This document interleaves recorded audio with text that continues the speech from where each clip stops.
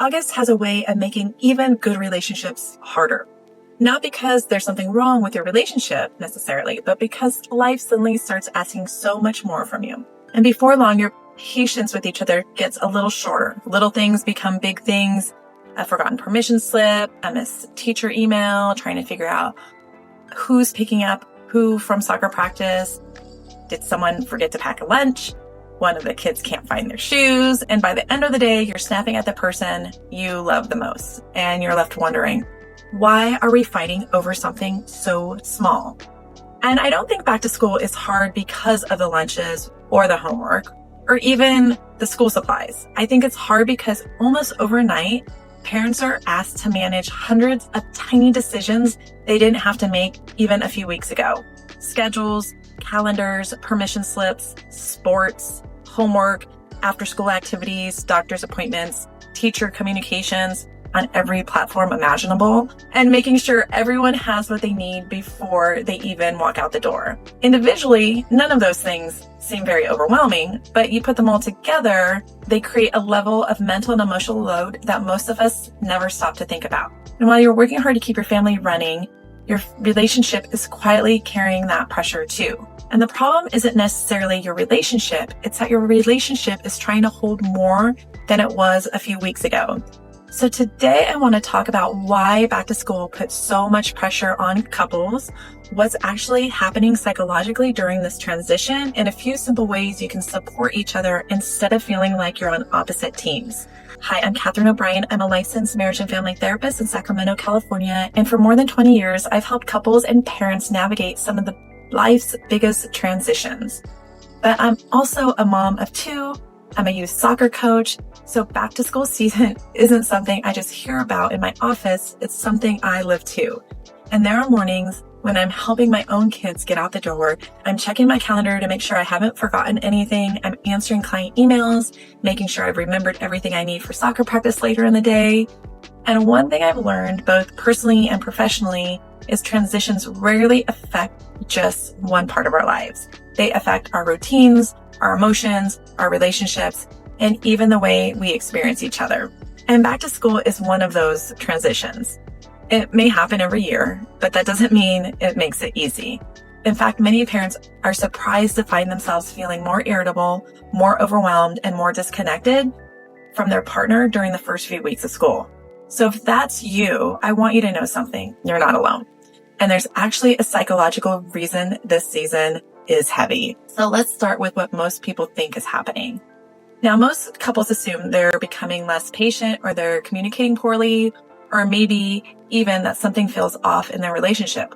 While those things can certainly happen, I don't think they're the root of the problem during back to school season. What's really happening is that your brain is trying to adapt to a major life transition. And even if you've done this every year for the last 10 years, it's still a transition. Your routines change, your responsibilities change, your evening looks different, your children need different things from you, and your brain has to adjust to all of it. And I'll be honest, I catch myself doing this too. There are mornings when I've made what feels like 50 decisions before 8 a.m. And between getting my own kids ready, seeing clients, teaching psychology, coaching soccer, there are days when I can feel my patience just getting shorter. So when that happens, I have to remind myself that it doesn't mean something is wrong with me or even something's wrong with my family. It usually means that my brain is carrying more than it can comfortably hold in that moment. And research shows that transitions increase stress because our brains are processing more information, making more decisions, and adapting to new routines, even when the transitions are positive. So that's why you can feel mentally exhausted by 3 o'clock in the afternoon, even if nothing particularly dramatic happened that day.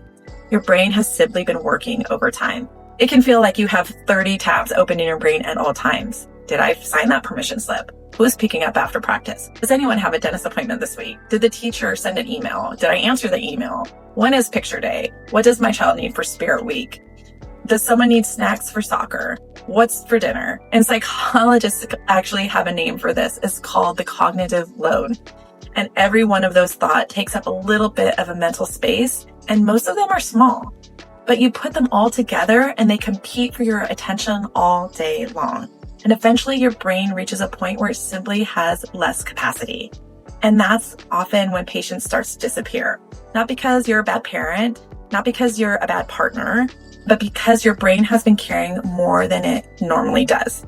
One of the things I tell parents in my office is this: stress doesn't change how much we're carrying, it changes how we experience each other. When our nervous system is overloaded, we're more likely to hear neutral comments as criticism. We're more likely to assume our partner isn't helping. We're more likely to react before we've had a chance to slow down. The forgotten lunch isn't really about the lunch. The missed email isn't really about the email. Those moments become the place where all the pressure you've been carrying just finally spills out. So one of the biggest mistakes couples make during stressful seasons is assuming the problem is each other. And it's easy to think, why do I have to remind you again? Why am I the only one thinking about all of this? Can't you see how overwhelmed I am? And sometimes those concerns are absolutely valid. But before you conclude that your partner is the problem, ask yourself another question. How much of what I'm feeling is about my partner, and how much is about the amount of pressure we're both under now? And that becomes a very different conversation. When our nervous system is overloaded, our brain shifts from problem-solving mode, and we become less patient, more reactive, and more likely to assume negative intent. A simple question can sound like criticism. A forgotten errand can feel like I'm carrying this family all by myself. And the reality is that two good people can start rubbing each other the wrong way simply because they both are running on empty. So one of the questions I encourage couples to ask is, what kind of day have you had? Not because it's going to solve the problems immediately, but because it helps you see each other again instead of just seeing another item on a to-do list. One thing I think we underestimate is just how much parenting happens before we ever do a task. It's remembering, it's planning, anticipating, keeping track of all the moving pieces. And as a therapist, I see this every week. As a mom, I live this. And it's not usually one big responsibility that overwhelms us. It's remembering that today's library day, tomorrow's picture day, Spirit Week starts Monday, somebody needs cupcakes for Friday, soccer practice got moved because of the heat, and that permission slip still needs to be turned in. And none of those things are particularly hard by themselves, right? It's carrying them all in your head at the same time that's exhausting. That's why I encourage couples to make the invisible work visible. Instead of asking, what can I help with? Try asking, what's on your mental checklist today that I can't see? I love that question because it communicates something deeper than I'll do a task. It says, I want to understand what you're carrying. And sometimes feeling understood is just as important as getting help. And one thing I've noticed after working with couples for over 20 years is that the happiest couples aren't the ones who divide every responsibility perfectly, because that's impossible. They're the ones who make each other feel like they have a teammate. Back to school isn't your opponent. Your partner isn't your opponent. The stress is. And when you start seeing the stress as something you're facing together instead of something that's pulling you apart, the conversation changes. Instead of saying, I packed lunches yesterday, I handled soccer all week, I'm always the one who ... You start asking, what would make this week easier for both of us? Some weeks one person can carry a little bit more. The next week it may be the other person. Life isn't always 50-50, but healthy relationships often feel balanced over time because both people are looking for opportunities to step in when the other person's load gets heavy. And one of my favorite questions for couples this time of year is simply, what's one thing I could take off your plate this week? It's a small question, but it reminds your partner that they're not carrying this season alone. Now, I know that some of you might be thinking, that all makes sense, but what do we actually do? And before we wrap up, I want to leave you with 3 simple things you can try this week that you can lower the pressure on your relationship without adding another to-do list. I know you don't need another thing on your to-do list. So 3 things you can do this week. Number 1, spend 5 minutes planning together. One of the biggest sources of stress isn't the schedule itself. It's discovering at the last minute that each had a different understanding of what the schedule was. So instead of trying to coordinate everything throughout the week, just spend 5 minutes together on a Sunday evening or a Monday morning and ask questions like, who has to be where this week? Are there any days that are going to feel especially hard? Is there anything either of us is worried about this week? And sometimes just knowing that Thursday is going to be a hard day helps you approach it with a little more patience. You stop expecting the impossible and you start preparing for reality. Number 2, don't wait until you're overwhelmed to ask for help. This is something I have to remind myself of too. And sometimes I'll catch myself thinking, I've got this, until I don't.